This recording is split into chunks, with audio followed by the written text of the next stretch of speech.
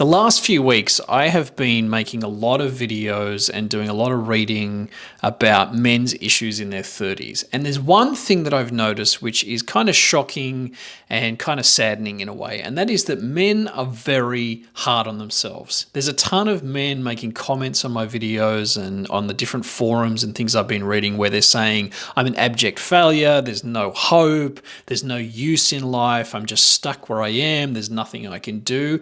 And my friends, I want to say that this is not a good state of affairs. At various times in my life, I've definitely been down in the doldrums. I've felt like shit, the same as probably many people are who are watching this right now or commenting on my other videos, and I feel what you're feeling, but at the same time, I think this whole kind of mindset that we fall into in our 30s just needs to correct itself. There needs to be more discussion about the fact that men are being incredibly hard on themselves, especially the men in the middle, the ones that I talk about who aren't necessarily trying to be extremely alpha or aren't trying to just be total losers in life. Those people are incredibly hard on themselves when it comes to how they live, who they are, and what their life is about. Very quickly, I want to share 3 ideas that have significantly helped me to reframe and to change the way I think about my success, and hopefully they're useful for you. So number 1 is that success is the progressive realization of a worthy goal. Now, I borrowed that from Earl Nightingale because he is one of my mentors who I never got to meet. And he said that if you are on the path to achieving what you want in life,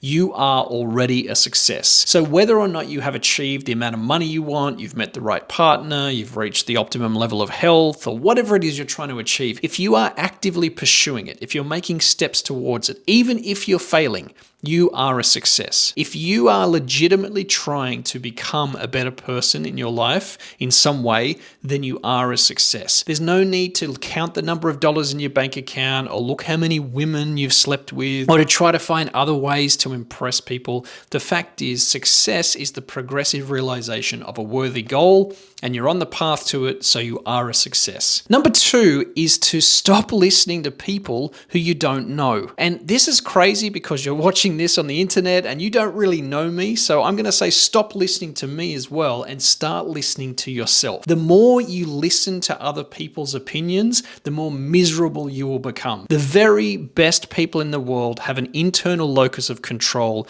and they seek internal validation. They listen to themselves and they trust their own judgment. And my friend, you need to do that as a man in your 30s as well. And the third idea is to stop freaking out about your failures. You are going to fuck up in life. You are going to make mistakes. You are going to not know what to do in life. Even in your 30s and 40s and 50s and probably in your 80s, you'll still be the same. Life is just a constant phase of growth, especially if you're trying to change and learn and improve yourself. So failures are part of that, and you just have to accept them and embrace them and kind of see them as fun. To finish, I want to share a little point from a great book that I love and I really suggest you check out. It's called The Way of the Superior Man by David Data. It's probably one of my favorite personal development books for men. It's very easy to feel disappointed by life. Success is never as fulfilling as you think it's going to be, but there's a reason for this. Successfully completing a lesser purpose doesn't feel very good for very long because it's simply preparation for advancing towards a greater embodiment of your deeper purpose. Each mission is meant to be fully lived to the point where it becomes empty,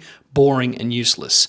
Then it should be discarded. This is a sign of growth, but you may mistake it for a sign of failure. My friends, I can't put it any better than that. And I think for you, if you are feeling bad about yourself or you're beating yourself up because you're not where you think you should be in life, it's time to reframe those 3 things. How you see success, who you listen to, and how you react to failure. I can't put it any more plainly than that. I'm passionate about this because I want you to feel better about who you are and where you are on this journey. And if nothing else, it's great to be connected with you in this way. I'm grateful for you being here, and I'll see you in the next video.